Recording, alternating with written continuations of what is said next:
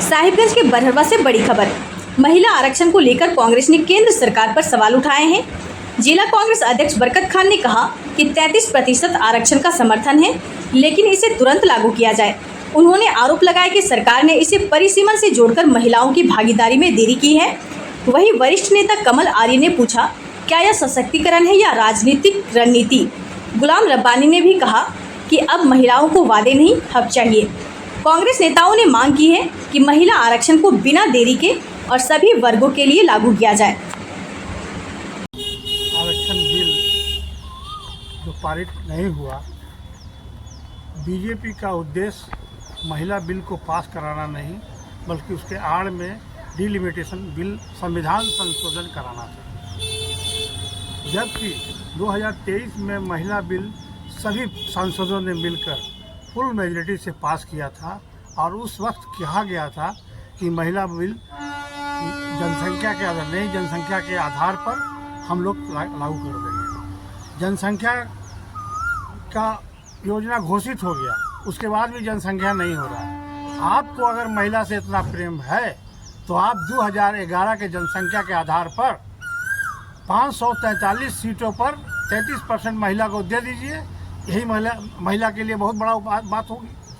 आप सिर्फ महिला के आड़ में कांग्रेस को बदनाम करने की साजिश और षड्यंत्र कर रहे हैं। इस बात को हर व्यक्ति के जबान पर आ गया है। लोग समझ रहे हैं इस बात को कि आप महिला के विरोधी हैं, महिला के सपोर्ट में नहीं है।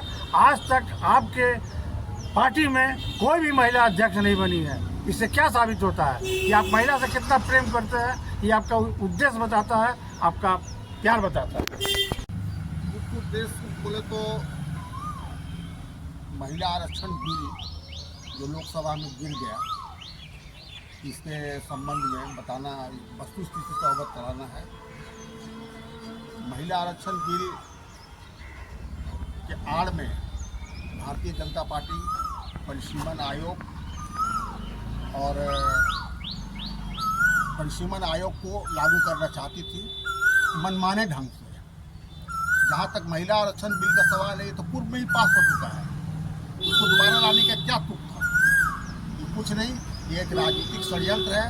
सामने बंगाल का चुनाव है, उसमें ये शो करने के लिए कि कांग्रेस महिला विरोधी है, ये इस तरह का षड्यंत्र किया गया है और कोई खास बात नहीं है।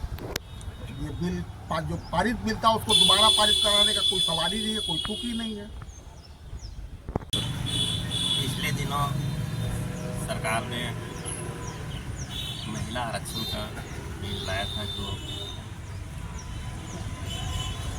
सदन में गिर गया, पास हो गया। और इसका बीजेपी सरकार, मोदी जी की सरकार ने कांग्रेस पार्टी को इस बिल के गिर जाने से पूरे बदनाम किया जा रहा है। इसी उद्देश्य से आज हम लोग पीसी कर रहे हैं, लोगों को जानकारी आप लोगों के माध्यम से देने के लिए कि बीजेपी की सरकार जो है ये महिला आरक्षण चाहती नहीं। अगर ये महिला को आरक्षण देना चाहती, आरक्षण बिल अगर ये होता तो जातिगत आधार पर भी होता। और ये 2023 में जब पूरे विपक्ष ने ध्वनि मत से इसे पारित कर दिया सदन में और तत्कालीन राष्ट्रपति ने भी इसे अनुमोदन कर दिया, तो इसको लागू कर देना चाहिए था। लेकिन बीजेपी सरकार की मंशा ये नहीं लागू करने। ये सिर्फ अभी जो चुनाव अगल बगल हो रहे हैं, इस चुनावी फायदा के लिए ये जो है ये बिल लाने का इन्होंने काम किया। कांग्रेस मांग कर रही है कि लोकसभा और विधानसभा में जो सीटें हैं अभी वर्तमान में, उस आधार पर 33% महिलाओं को आरक्षण दे। हम कांग्रेस पूरे समर्थन देने के लिए तैयार है। ये कांग्रेस पार्टी चाहती है और कांग्रेस पार्टी आपके माध्यम से कहना चाहती है कि जो बीजेपी भ्रामक जो ये फैला रही है, प्रचार दुष्प्रचार कर रही है, ये जो है बिल्कुल गलत है। आपके माध्यम से हम लोगों को भी कहना चाहेंगे, देशवासियों को भी कहना चाहेंगे कि ये बीजेपी के आप जो है ये भ्रामक प्रचार में नहीं आए और कांग्रेस पार्टी महिलाओं के आरक्षण के फेवर में है।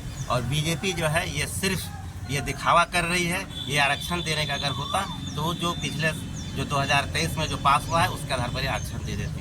हम लोग कांग्रेस पार्टी इसका घोर निंदा करते हैं। बीजेपी जो जिस तरह से भ्रामक दुष्प्रचार कर रही है। भाजपा जो है डिलिमिटेशन लाना चाह रही थी और इसी आधार पर जो है महिला आरक्षण को मिला करके बिल पेश किया था। डिलिमिटेशन से कांग्रेस को पर्टिकुलरली क्या दिक्कत हो रहा है या आम जनता को क्या दिक्कत है? देखिए, अभी जो देश का माहौल है, जो वर्तमान में जो उनकी सीटें हैं, जो अभी वर्तमान है, उस आधार पर वो लाए ना, लागू पहले करें ना। वो तो अपना फायदा के लिए करना चाहती है, वो तो देश के फायदा के लिए, महिलाओं के फायदा के लिए नहीं करना चाह रही। आप महिलाओं को कहाँ फायदा दे रहे बताइए? उनके राज, जहाँ उनके शासित राज है, वहाँ पर महिलाओं का अपमान किया जा रहा है। तो इससे और हम लोग क्या समझ सकते हैं?